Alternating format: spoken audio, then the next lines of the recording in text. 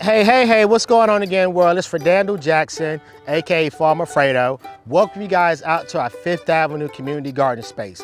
So what we're going to talk about today is that we're going to show you how we grow onions in our community spaces. As you know, we have 4x8 raised garden boxes. That means 4 feet by 8 feet long.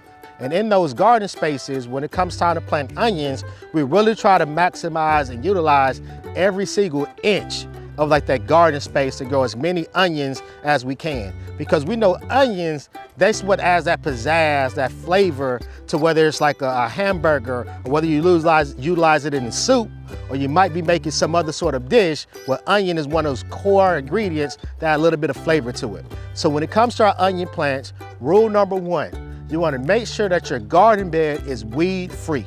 You want to make sure that your onion isn't competing with anything else in that space. So that's number 1. Clear out your garden bed, get rid of all the weeds. Secondly, you want to make sure that you add some type of fertilizer to the garden space to help feed the plant as it's starting to grow.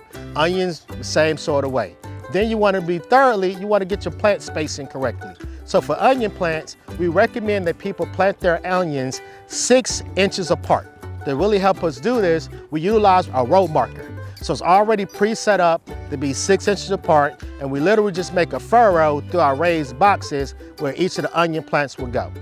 6 inches apart gives it enough room for the bulb to kind of spread out. It also kind of helps in terms of as the onion plant gets bigger, they're not competing with each other in close proximity to each other. And it also just really helps in terms of like the layout and maximizing the raised garden box space of how many onion plants that you actually can fit in there.